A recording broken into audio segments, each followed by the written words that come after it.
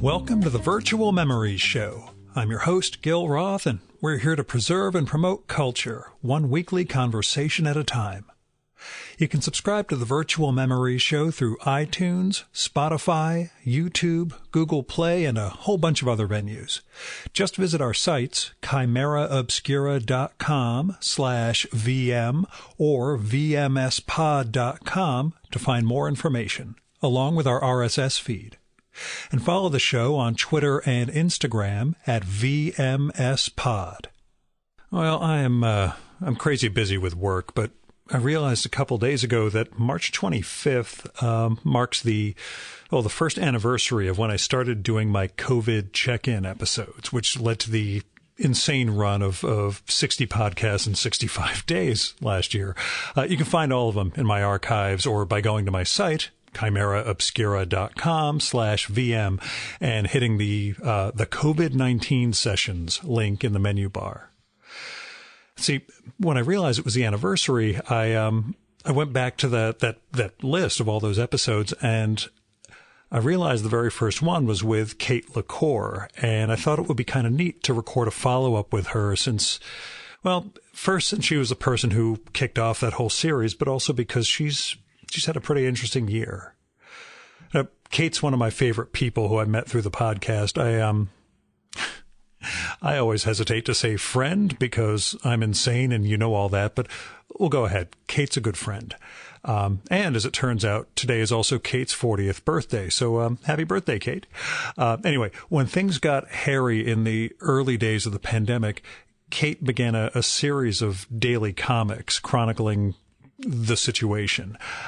She lives in New Orleans, which was a major early hotspot along with New York, New Jersey, and Seattle. And those comics were great, but looking at them now is almost a PTSD trigger. Like, she wasn't doing a personal take. She was kind of capturing the community and the state and everything that was going on. It was some really amazing work, but in the months since then, Kate's done less cartooning, and it'll sound weird, but Kate's weird in the best possible way. She sort of found herself in the practice of taxidermy, which again sounds weird, but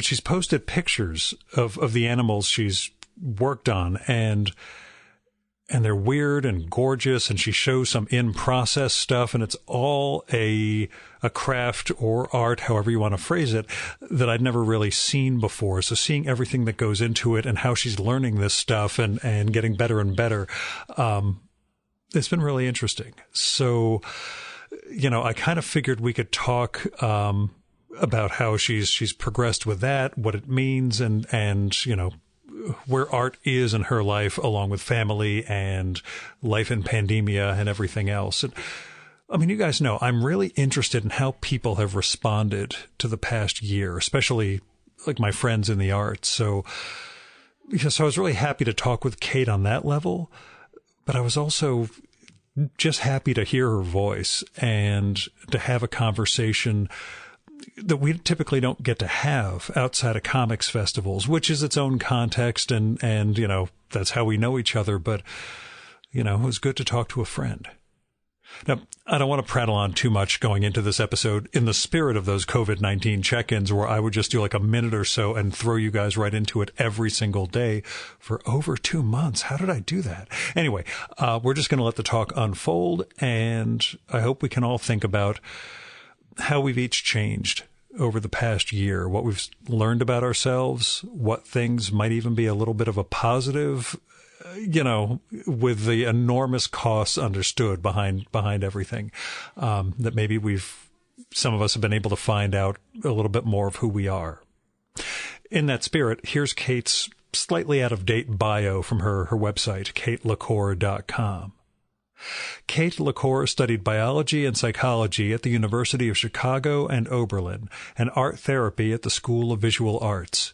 She learned to draw through the Art Students League in New York City.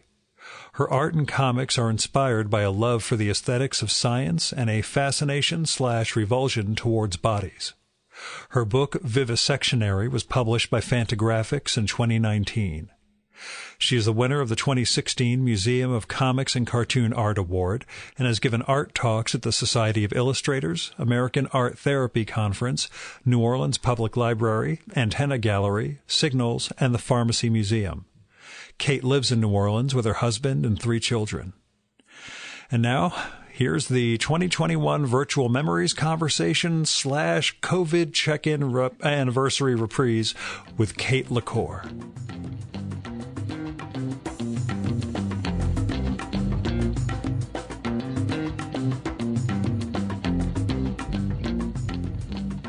It's been a year since we talked, and you kicked off inadvertently or unwittingly kicked off the COVID check-ins that led me down, I would say, a good spiral for the first 2 to 3 months of what we were going through. Yeah. But, eventually reality had to take over, and doing a daily show with people was running me into the fucking ground.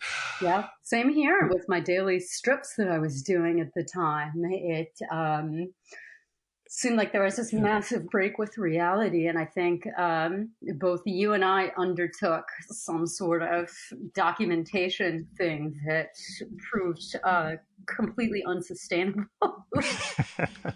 I look at it, I don't get from my side that level of productivity. Like, I get how I streamlined it and made it work, but now I can't even imagine just setting up the time, sitting down for half an hour with someone, and posting it the next morning was no problem. But I just, do you recognize yourself from a year ago? I guess, which is a pretty enormous question. But I mean, the bigger one is like, what have you learned in the last year? But really, do you see who you were during that really anxiety-driven phase of those first few months? Mm-hmm. Yeah, good question. Because I looked back and said to myself, is any of this repostable? As I was realizing, I haven't drawn in a while.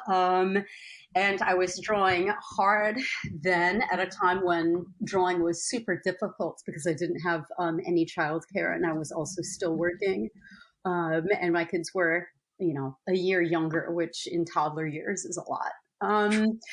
And they're unpublishable. Nobody wants to read about the beginning of the pandemic. Oh my God, no. And so I poured a lot into them. So I was like, maybe I can dig a few posts out of these. So yeah, I had occasion to look back through. And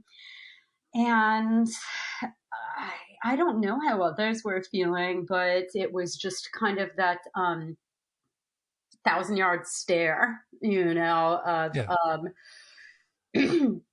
being shell-shocked, but also with the kids and everything just in constant motion. So, I was blessed to never have time to process it, which I don't think I really process things in too much of a meaningful way anyhow.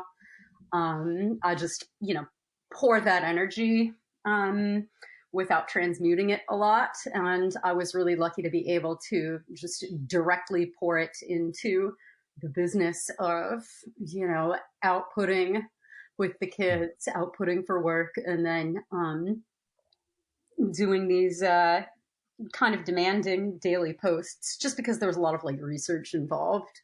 Yeah. Do you feel like there's anything from that would carry into your post-pandemic art making? Yeah. Yeah. When you ask what I've learned, I feel like I don't know that I have transformed any of what's happened under my roof or out in the world much, but the situation has changed my immediate situation in a way that's going to make a really big difference for me going forward. And I feel bad being so personally focused, but I lost my jobby job, and the funding for the programs providing education for special needs and marginalized kids that I was leading fell through and was completely canceled. the whole world of nonprofits obviously is in triage mode, and that was, Sure. something that had to be on hold. So I started doing taxidermy, as you know, and just by hitting it really hard, I've been able to do a pretty quick turnaround in actually being able to sell it and finding a little bit of a market for it down here, and being able to work from home with my hands in my own space, and by which I mean not just like my own cubicle where I can close, office where I can close the door, which is nice, but my own, I call it a studio, but it's just a shed with, no walls or. We call it the murder room, but whatever. It That's looks cool. pretty bad. It looks like an abattoir tool shed, like in Texas Chainsaw, honestly, Yeah. just because there's, bits of hair hanging up all over. But it's lovely and it's my space, and I'm burning my incense and playing my podcasts, and it's just been so deeply life-changing. I poured a lot into being a leadership person and person who could manage things and do programming and stuff like that. And I wasn't stellar, but I was good, and I was a, professional person at it. And it took so much to be just treading water at that. Going into managing my own energy and managing my own space and managing my own productivity and just focusing on my own independent work on my own timeline and stuff has been just, so life-changing in terms of my mental health and my ability to be a good parent and a good citizen of, my community and take care of myself and other people. That sounds super corny, but I feel like, I was putting rocket fueled into just making like golf cart movement on like in the economic professional world, and being able to do artisan type work. It's not exactly art, but doing something that's semi-creative with my hands, that's on my own terms and work that I believe in, even if it is just tourist souvenir type stuff. That's just been life-changing. And I can be myself and not have to put on, a personality monkey suit to go forward. It was something I was able to do, but it was nice to just, be more myself. That sounds so corny and so basic, but it's this whole experience. That's what we're finding. Like, what are the essences? What are the things we didn't need? What are the things we discovered we did need? Yeah. For me, honestly, there's been a lot that's changed in terms of, how I'm with other people, how I'm thinking about and doing my art, how I'm showing up for my community, how I'm thinking about comics. But honestly, the career change has been the number one, like, personal impact thing. I will do whatever it takes to stay in this game. And I'm not sure I could go back afterwards, not just because I've gotten out of shape with it, but or it would look weird on your resume. I'm just kidding. Gosh, wouldn't it? I'm going to have quite the resume gap. I've been loving it so much. Well, the basic question is, where did taxidermy start for you? Is it something you had an interest in prior to all this, or had done anything with, or is it something you really fell into? Yeah. Well, I grew up in New York, in Westchester. So that's outside the city by like 40 minutes. And I would always want to go into the city when I was a kid. We'd go in to see cats or whatever. And the thing I always wanted to do was go to the Natural History Museum. The displays they have there of taxidermy animals from around the world are, world famous. They're just so... I won't hold forth about why they're so the big blue whale. No, fuck the whale. I'm interested in the dioramas. They're Yeah. Oh, that's right. I wasn't even thinking in terms of you talked about it with your most recent book. Anyhow, and I'd done a little bit with preserving animal bits like birds' feet and things like that. But it wasn't actually until I was recording with Noah Van Sciver, and right before I went to log in, I found that one of my chickens was dead. And I absolutely didn't know what to do. I picked her up. She was still warm and soft and beautiful. And I didn't know what to do with her. Like, I put her down on the floor, but that felt rude. So I just held her in my lap the whole time we were recording. She was too lovely. I couldn't put her in the trash. I couldn't really cook her. I couldn't exactly bring myself to bury her either. So I was just like, I don't know. I've seen some deer heads and some stuffed birds. Idiots do this. I'm at least idiot level. Let me see if there's something on YouTube. So I did my best. It took a very, very long time, and she looked terrible, but I got it done, and it was so gratifying. She didn't come back to life exactly, of course. That's the ideal, but I was able to do something with her and for her that felt meaningful and also respectful. And I was totally hooked after that. It's quite the process. I think I'd gotten the impression just from like the term stuffed animals that you pull out the guts and fill it with something and, boom.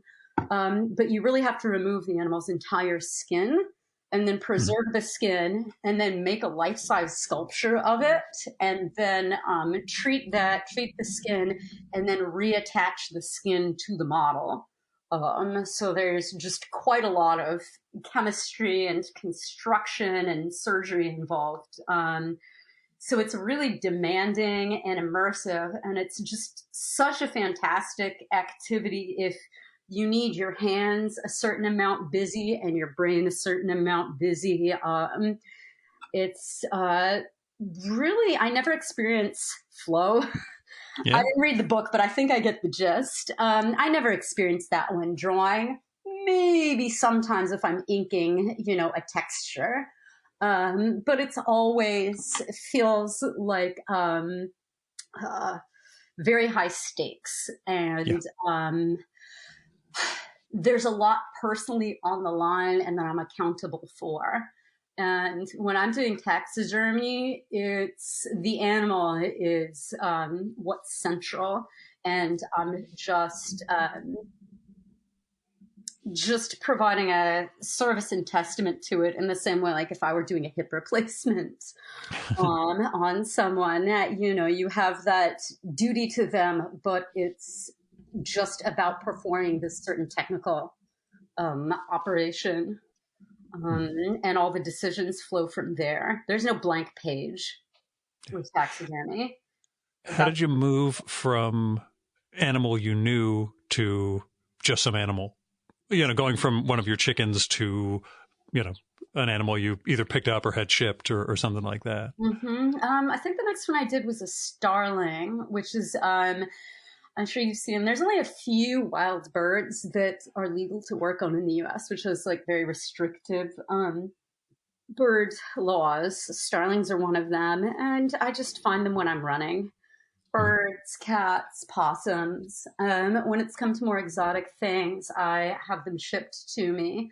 There's a whole online taxidermy world, and it is really something in terms of, I don't know, it makes comics look really tame in terms of like big personalities, very small stakes, big opinions, I don't want to say it like everybody wants to be a chief, Yeah.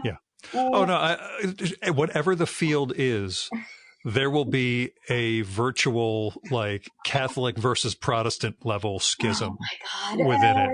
I I wonder if I it's experienced it with oil changers back in my early trade magazine days. Yeah.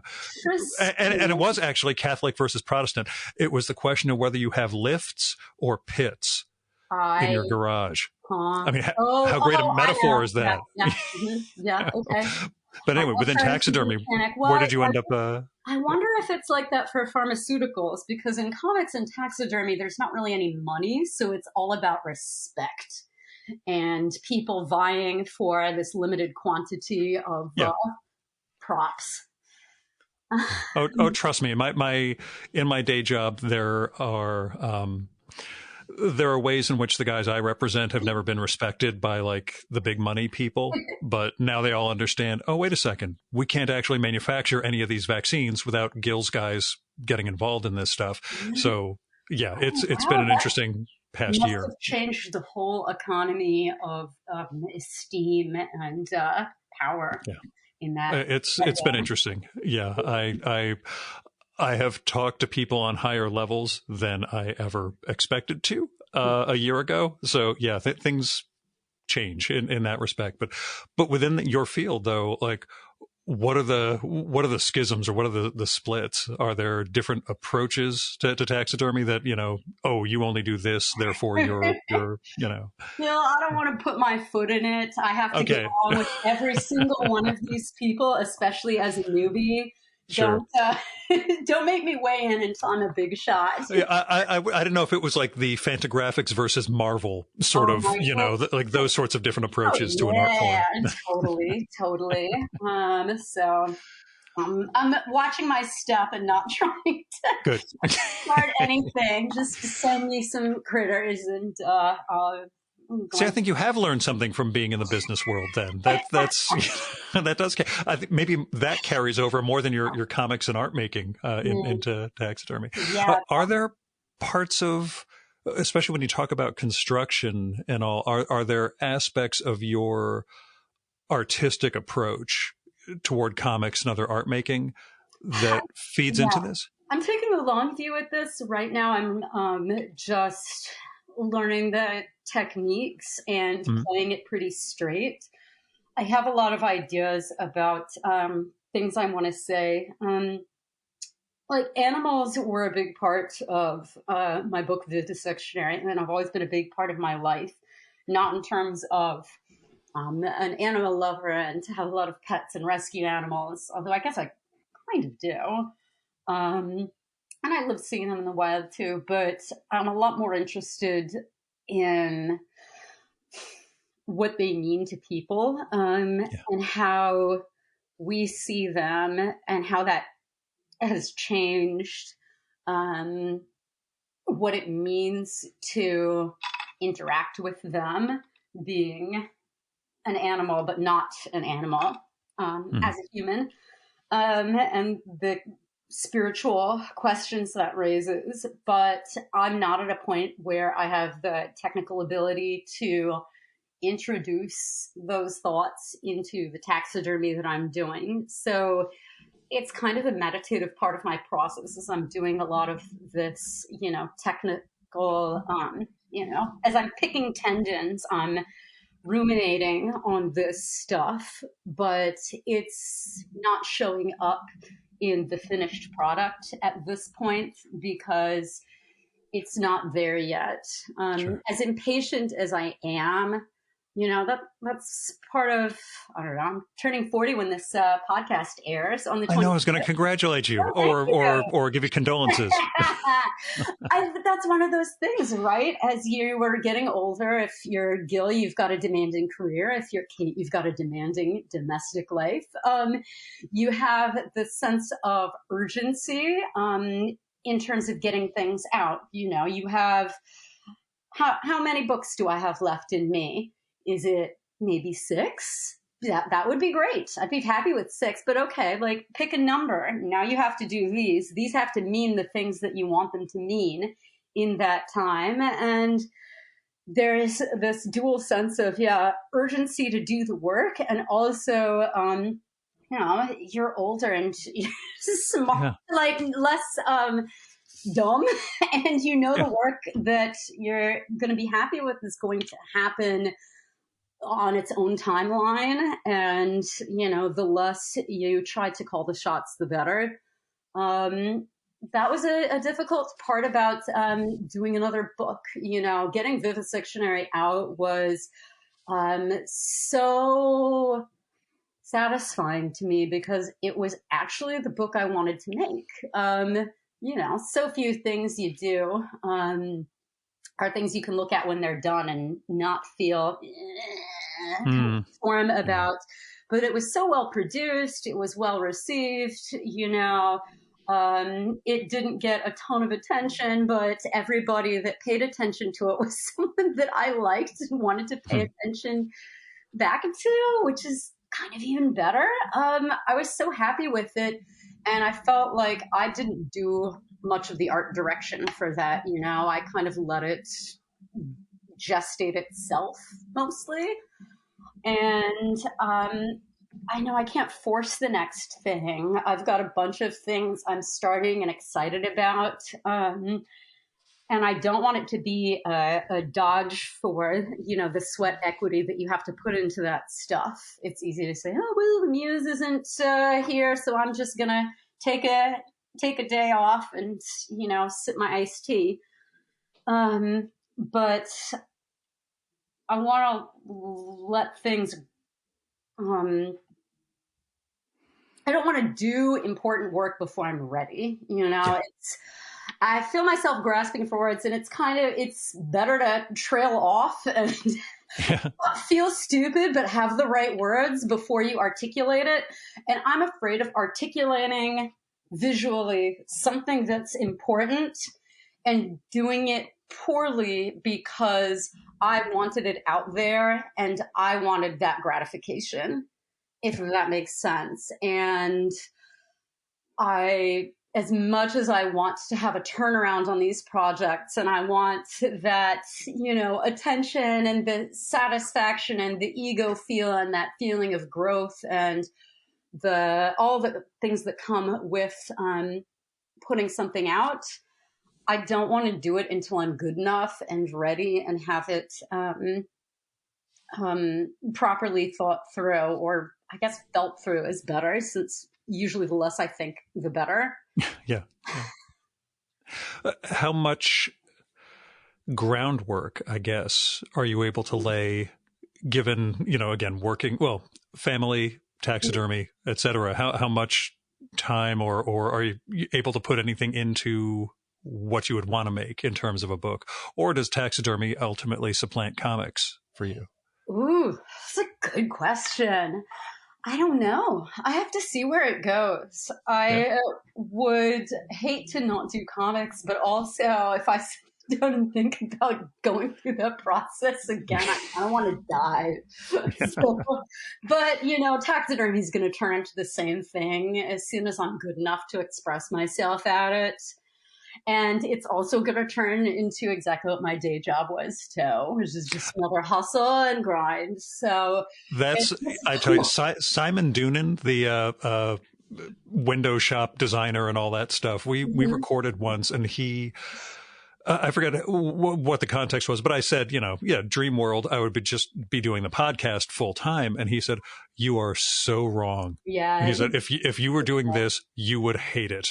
I was like, I've never thought about it. And yet you're completely right. Cause that was I do all these things, on the side. I have all these, if any of them became the full-time thing, I would hate them so much. So yeah. Well, then, maybe that's how I'm showing my love for comics is, not that I would know, but the sex you have with your mistress or mister on the side, like that's how comics, always would need to continue to be in order to have that, keep it hot. Yeah. Sex with your side piece. That's good. I'm sorry, Bill. I gave up alcohol for Lent, and this morning there was seriously bad flooding. I'm drinking bourbon and coffee right now. It was so traumatic trying to drive through. Oh my God.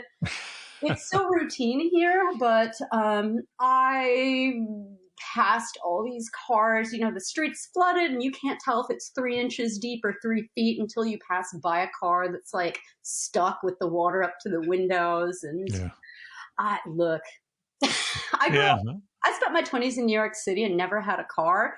People who grew up driving have this level of acceptance for the fact that you're operating something that weighs a couple of tons and is a major cause of violent death. And, it costs as much as you make in a year. And just move it around in this cavalier way. I have never been able to get used to those things. And I've got 2 kids in the car that are going, why are we going so slow? My hands are still shaking. Oh, jeez. Yeah. I don't want to make you more anxious or anxiety laden, although, that's just me. I'm feeling no pain right now. Awesome. And, God will forgive you for the Lent thing. That's, I'm pretty sure he sent the rain. It's, it's okay. Yeah, it's all here to mess with you. I figure that's it. I don't know, Gil, are you finding that people have learned something? I don't know. I think it's a real specific thing, or it's a specific phenomenon for some people. Some of them are just going apeshit. They just can't deal. As it continues, it just gets tougher and tougher. I've taken up things that I couldn't imagine I would have done during non-pandemic time, the before time. Yeah. I went over 3 months without setting foot in a building other than my house at one point. And the only reason I finally overcame that was because I had to mail copies of the zine to non-US addresses because I was doing all the postage at home, but I'm like, the non-US ones, fuck, I got to go into a post office, and it was emotionally weird. Being around people's been strange. Doing restaurant pickup, like actually having to go into a restaurant. I'm like, I'm not comfortable around human beings. This is not good. Yeah, it's I don't know. To be honest, I'm in a world that now caters to my, spectrum. And that's what I joke about. It's unleashing my inner cartoonist is how I describe it. That, I have no social interaction and just sit around and do my thing. Much like, every cartoonist I ever speak to. But yeah, dude, I throw up in my mouth a little bit after most social stuff. Yeah. I don't know how well my reentry is going to go. I feel a little bit like I spent, a long time acclimating myself to socializing, and all those mechanisms fell away very quickly. And it's felt so good. Yeah. And I figure once the kids are being, what was the transition like, I guess, when the kids finally got either school or daycare and were out of the house for a little while? Wow. Because it must have been tough for you. I know it was tough for you, managing them at home 24 hours a day, in those early days. Yeah, it's not an interesting thing to talk about because it's one of those things, like, I don't know, breast cancer or something where it's, consumes so much of your life and yet it's a big deal. And yet for other people who aren't part of that, it's not interesting. Yeah, So I get you. It's hard for me to talk about it because it's a toddler. He's the youngest one was 1. There is not much to say besides that it's kind of like juggling, where it's demanding up to a certain point of just raw energy and, raw attention and just, you run. It's like being running all the time. Do you know what I mean? It takes a certain amount of your physical engagement, and then you have only Y amount left over, and so managing a full adult's material with only Y amount of resources is a little bit what it's like. But look, I have so many resources here. I mean, I guess that's the biggest thing in terms of my being in the world that's changed is, right before all this started, I joined a mutual aid society, just a, little group where I got to help people out on my own terms and at my own convenience, very low stakes. but yeah, my sense of my awareness in terms of like, my moment to moment consciousness, I guess, of what daily life was like for other people in my community going through this who didn't have, a backyard for the kids, say, or food, increased a lot. So I've been doing a lot more to just put boots on the ground for those problems. And I don't see that changing long term. Is there a dream animal you want to work on? Oh my God. That's a great question. And do you want to work on hybrids and start making weird combos down the line? But Oh, yeah, I don't know about all that. That's okay. I wasn't sure if that's where your comics and taxidermy would start to meld at some point. But yeah.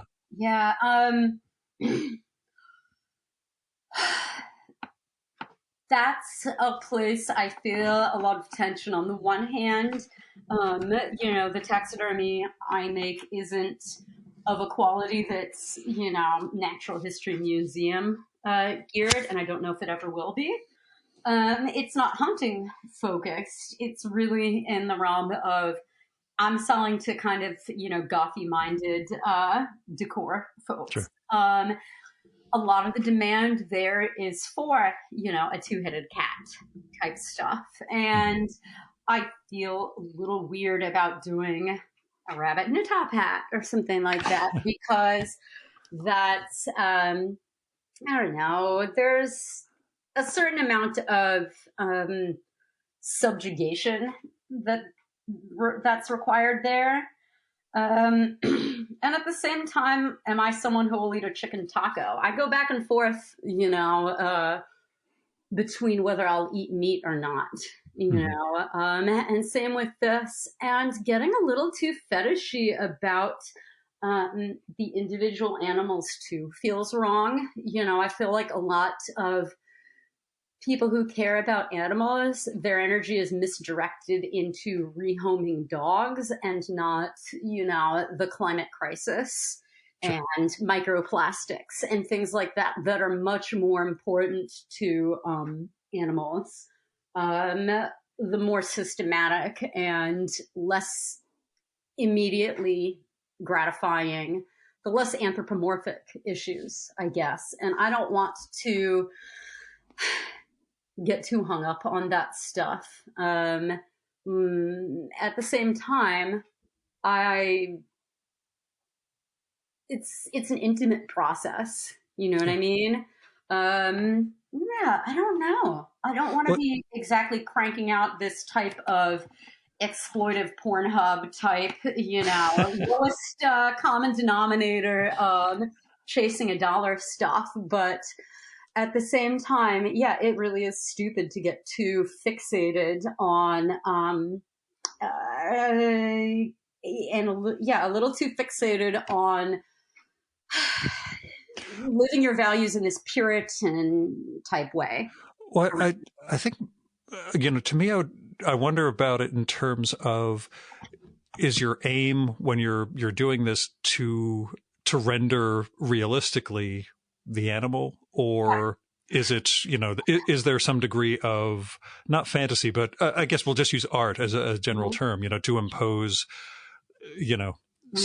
something different, not necessarily a top hat, but to make it Kate's, rendering as opposed to this is, what you would see, realism versus, a subjective vision of something. Yeah. And I think that's where I want to go. And it's like the comic skills is going to become unsellable. Hear me out. I'm very mindful of only working on animals that have died for reasons related to taxidermy, such as like the meat industry, roadkill, illness, rescues, stuff like that. That's important to a lot of non-traditional taxidermy buyers, people who are not game head, folks. And for that type of buyer, moving into animals that are altered who haven't been altered in a top hatty sort of way that fits this certain sort of either twee or like metal aesthetic. Yeah. Something that's a little more vivisectionary-y. I'm not sure if that's going to move. I worry that it will offend one group and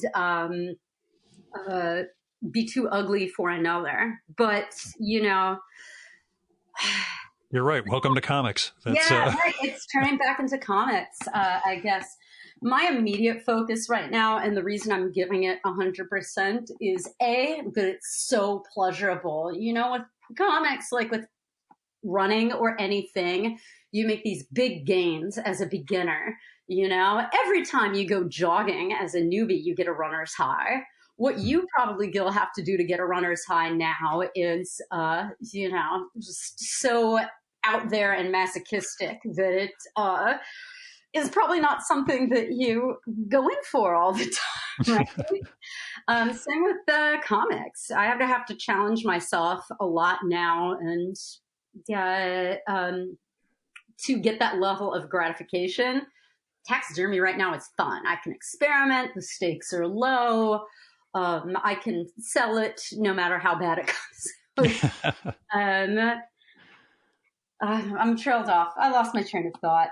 No. I mean, you captured it in terms of, you know, what you get out of doing this and how it's growing. A career of it, I guess. I can't go back to the office. Just right. Don't make me do it. I'm still, and I'm fine with the job that I have, and I still have no idea how I'm going to get on a plane or take a train down to DC or, you know, sit in a room with people talking. I'm like, maybe we don't need to do that anymore. So, oh my God. Well, hopefully that'll be a change. That I don't know. Oh no, we're dealing with that a lot. Like trade shows and conferences are a big part of what my world was like and how business gets done. And everybody's like, we're still developing business and we're not shipping, you know, a $50,000 booth to New York and having everybody fly in. And maybe we don't need to do that after this. So, well, which will be bad for the hotel people and everybody else. And there's a whole instrumentality complex behind it. But I speaking for the hospitality town, it's a whole can of worms. Where do you want to go? After this, like, if it was safe to travel, where would you want to? Oh, I'm planning a trip with my oldest son to Costa Rica, just the two of us. That's extremely, you know, Disney type travel, but it's literally connected to that. His grandparents would talk about Disney World and his friends would go to Disney World. And I've sat down and I'm like, listen, my dude, we could spend the same amount of money and go watch a sea turtle, you know, lay eggs on the beach. Wouldn't you rather do that? And he's very sold on it. We're going to go see some volcanoes and stuff.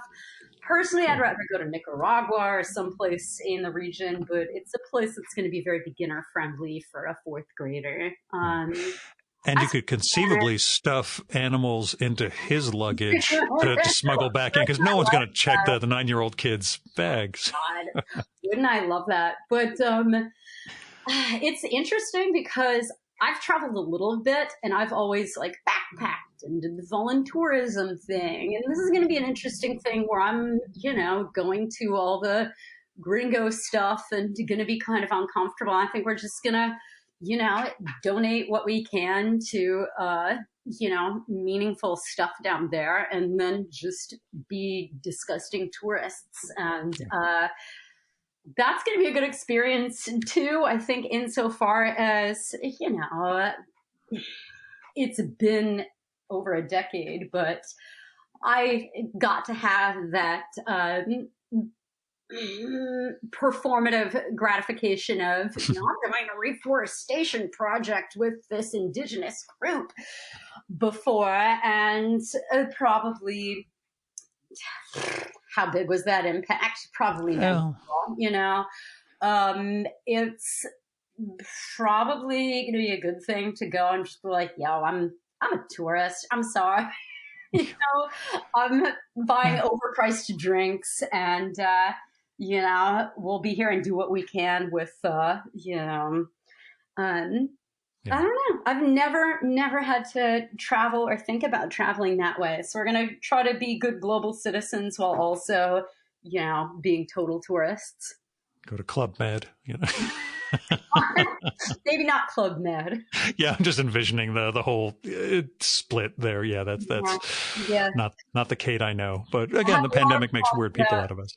I have a lot of thoughts about ecotourism, but we'll get to go experience that. It'll be nice to go somewhere. He's never been out of the country, and I haven't in over a decade.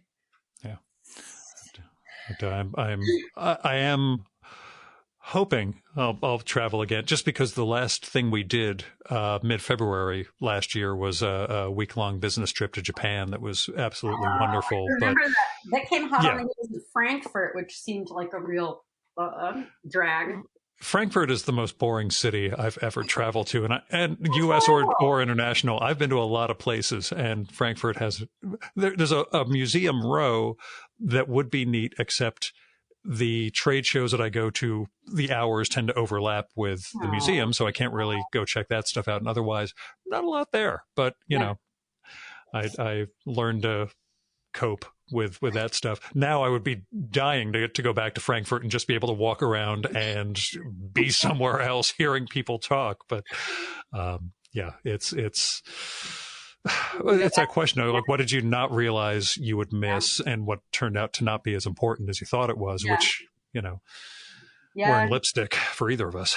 I mean, for you. That's Yeah, I'm wearing the clothes I've slept in. Clothes. I'm sorry. Yeah, we're not doing video. That's right. So I miss those comic shows, comics, art. That's not a big part of, what I do. And at least in the past, I haven't gotten to be art person very many hours in the day, going to those, leaving my job and family life behind. I know that's but that's you really, it was a good thing for you to get like 48 or 72 hours of Kate as Kate, or Kate as it was Kate as Kate, though, because it was a little bit like Rumspringa, where you leave.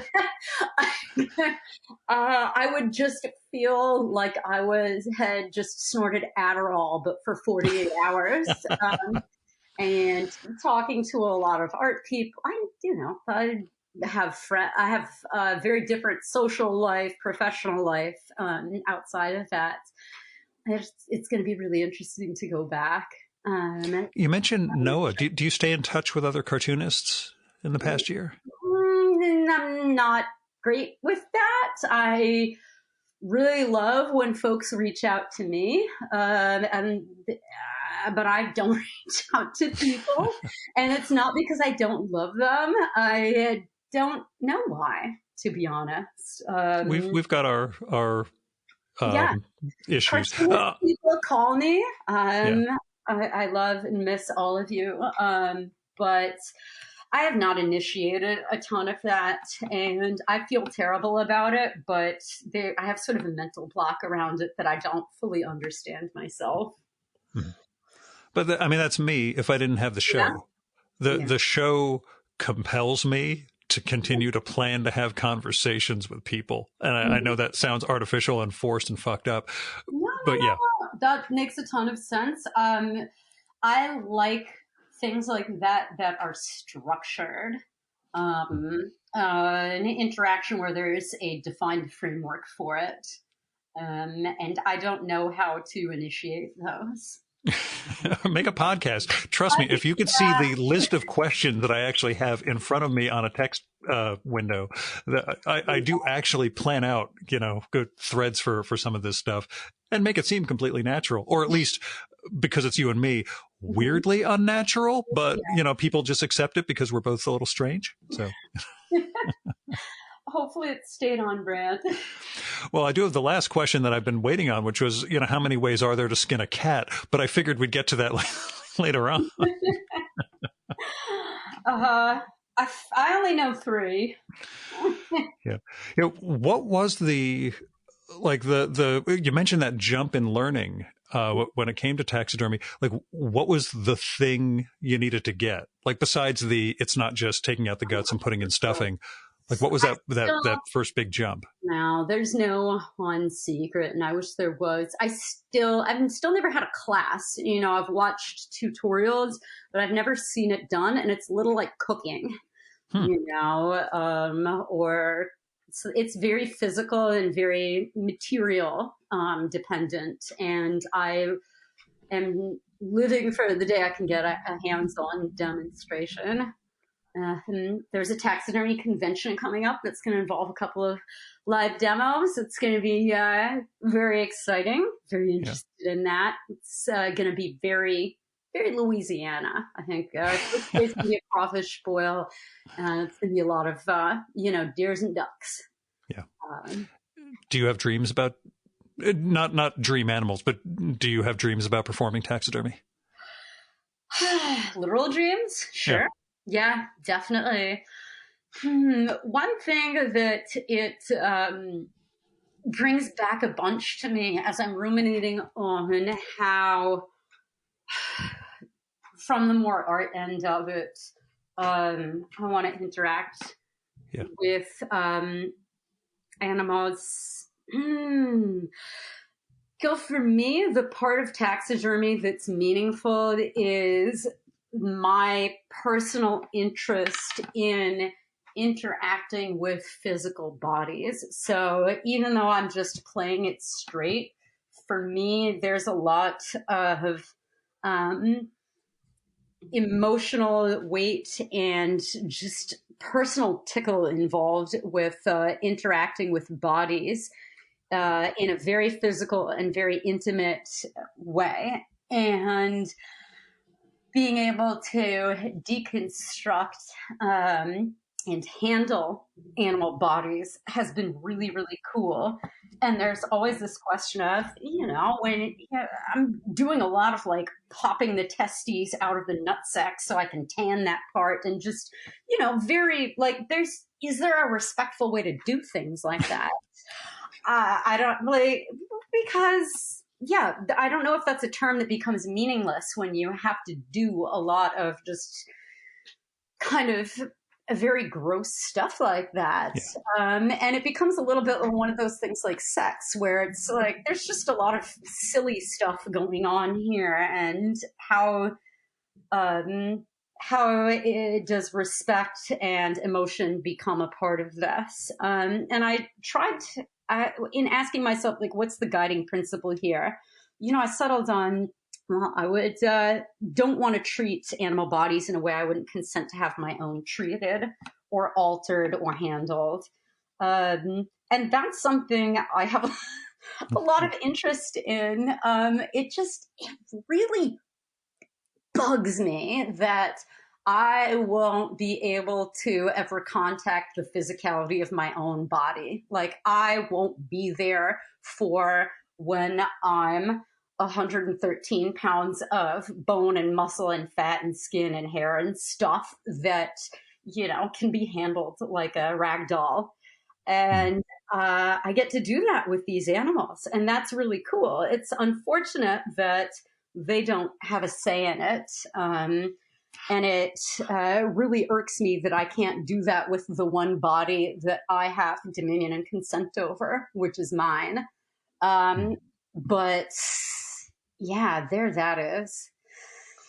Weirdo. I kid, because my old man, anytime I've had to bring him into the hospital, especially if he has to be knocked out for anything in recent years, I take pictures of him, which I didn't think well, I didn't care if he wanted or not. I wasn't publicizing them, but I showed him a picture from when he was, lying there unconscious in the ICU, and do you have any more of these? He wanted to see any picture I had of him where he was unconscious, basically looking dead in a hospital.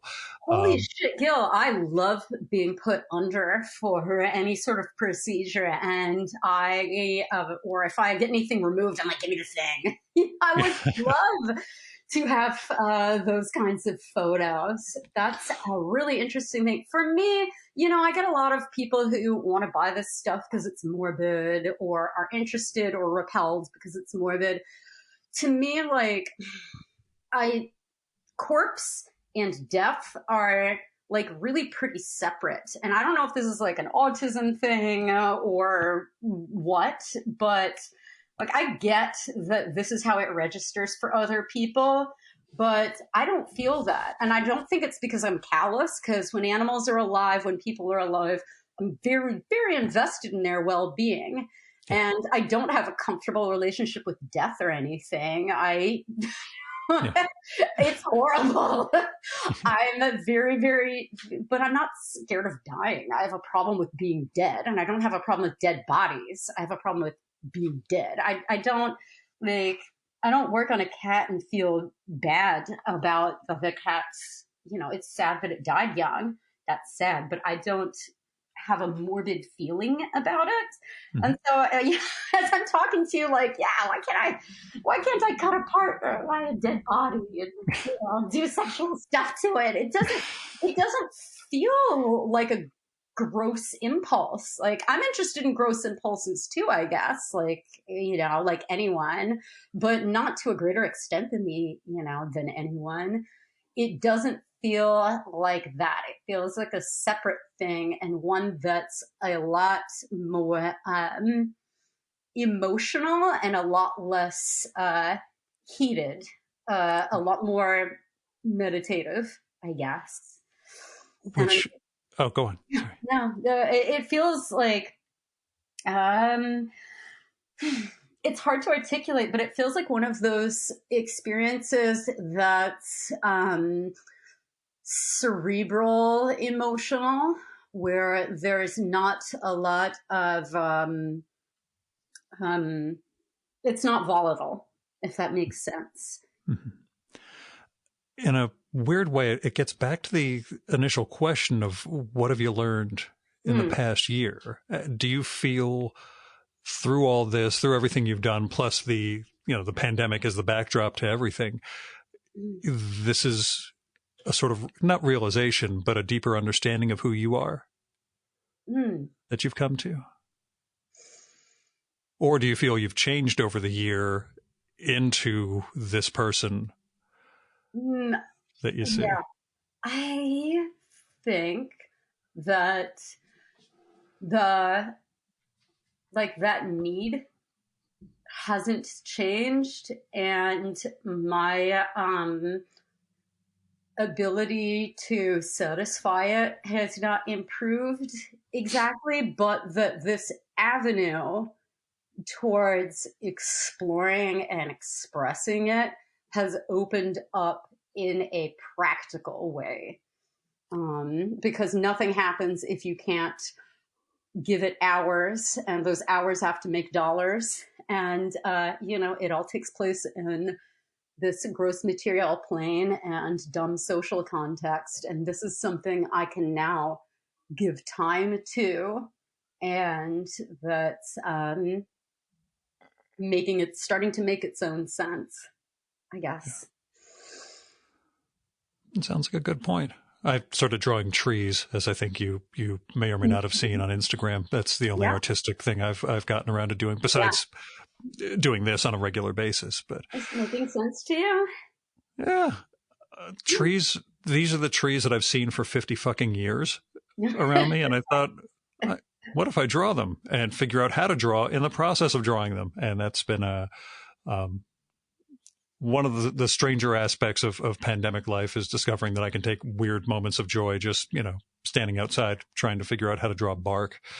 But, which I just haven't figured out yet. But, that's why I've gotten more abstract with the trees, because I don't want to actually draw the bark. But anyway, last question. Are you able to read? And if so, who are you reading? Ooh, good one. Let's see. Obviously, I'm just reading a lot of ornithology manuals these days. I've read some comics I'm excited about. I also picked up Moby Dick recently because I had a lot of questions about the mechanics of whale butchering.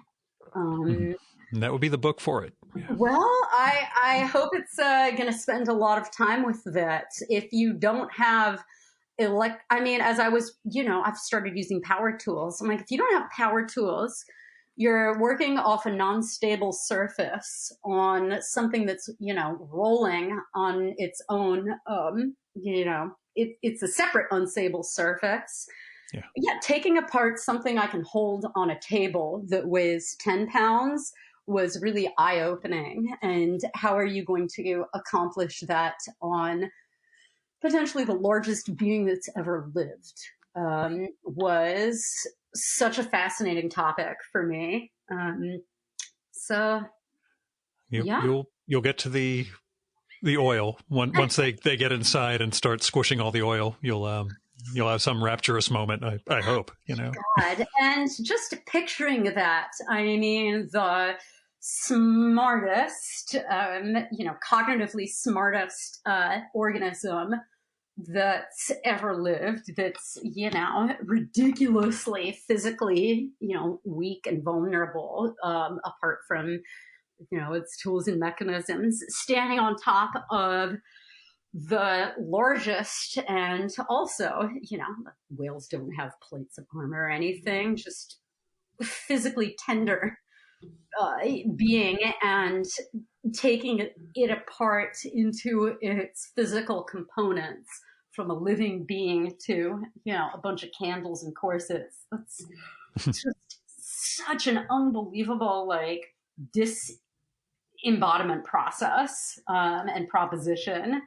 In terms of the whole setup before you even start the mechanics of it, I'm just fascinated to conceive of that, and then also to know the nitty-gritty.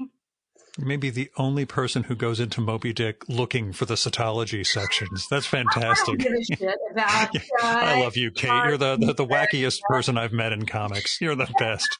You're such that's a tall order. Yeah, but other people, it's a surface thing. With you, I know it goes deep, Well,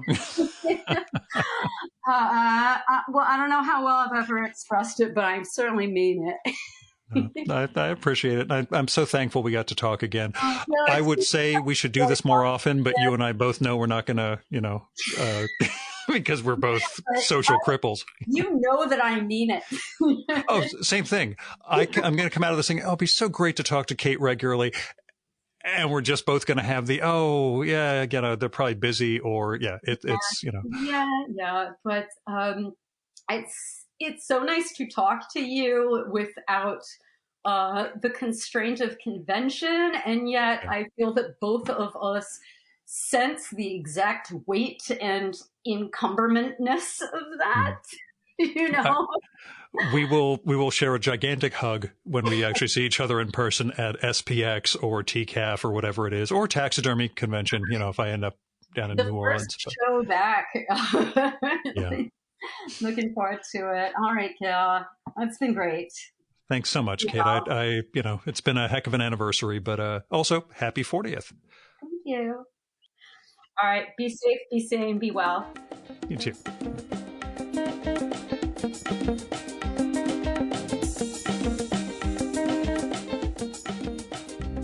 And that was Kate Lacour. You should check out her site, katelacour.com, for her art, comics, illustration, and now taxidermy. It doesn't have links in terms of how to buy the stuff, but you can see a great gallery of her animals. And I will put out a link for buying the stuff if Kate makes that available. She's also on Twitter at Kate Lacour and Instagram at Kate Lacour Art. You spell it as KATELACOUR. There'll be links to all this in the show and episode notes for this one. But I wanted to thank Kate again and wish her a happy birthday. It's been a hell of a year, to go from where we were in that panic last March to, well, to be honest, I'm just going to tell you guys and nobody else because nobody's listening. I actually got my first Pfizer vaccine dose on March 24th. So we're hoping I don't develop, well, maybe we're hoping I do develop superpowers or other weird mutations. but it's one of those things that, I'm a little ambivalent about because of all the tier structures and everything else. But, I'm very, very pro-vaccine, and I'm glad that, A, that I got it, B, that the work I do by day has helped us get to this point. Anyway, speaking of my day job, it treats me well. I mean, it's busy as all get out, but, it takes care of my living. So it covers the podcast, especially with my expenses so radically cut by not having to go into New York, not getting to go into New York to sit down and record with people in person or travel to festivals and fairs. And what I'm saying is, if you want to support this podcast, don't do it financially. Do it with emails, postcards, letters, whatever. There's a Google Voice number. You can leave a message there about what you like and don't like about the show, who you want to hear me record with, or what movie or TV show or book or music or artwork or piece of taxidermy you think I should turn listeners onto. If you want to call the number, it's 973-869-9659. But like I say, write me. You can just let me know that you're out there and that you're listening. But if you do have money to spare, then go find individuals or institutions in need. For individuals, you can go through GoFundMe, Patreon. In fact, Kate's got a Patreon, Kickstarter, Indiegogo. For institutions, there are Freedom Funds, your local food bank, the Poor People's Campaign. There's a lot of different ways that you can help fix the world. So I hope you will. Now, as far as things we've done in the past year go, I put out the very first issue of my very first zine last May, and I really hope to get the second issue done sometime soon. It is called Haiku for Business Travelers, and it's free. So if you want one, just drop me a line or visit haikuforbusinesstravelers.com and hit me up that way. You can kick in a few bucks for postage and production if you want, but there's no obligation necessary, as it were. Just let me know you're interested, and I will send you 32 pages of essays, poetry, photography, podcast excerpts, and my art, such as it is. Our music for this episode is Fella by Hal Mayforth, used with permission from the artist. You should visit my archives to check out my episode with Hal from the summer of 2018 and learn more about his art and painting. And you can listen to his music at soundcloud.com/Mayforth. And that's MAY4TH. And that's it for this week's episode of the Virtual Memories Show. Thanks so much for listening. We'll be back next week with another great conversation. You can subscribe to the Virtual Memories Show and download past episodes at the iTunes Store. You can also find all our episodes and get on our email list at either of our websites, vmspod.com or chimeraobscura.com/VM. You can also follow the Virtual Memories Show on Twitter and Instagram at vmspod, at virtualmemoriespodcast.tumblr.com, and on YouTube, Spotify, and TuneIn.com by searching for Virtual Memories Show. And if you like this podcast, please tell your pals, talk it up on social media, and go to iTunes, look up the Virtual Memories Show, and leave a rating and maybe a review for us. It all goes to helping us build a bigger audience. You've been listening to the Virtual Memories Show. I'm your host, Gil Roth. Keep reading, keep making art, and keep the conversation going.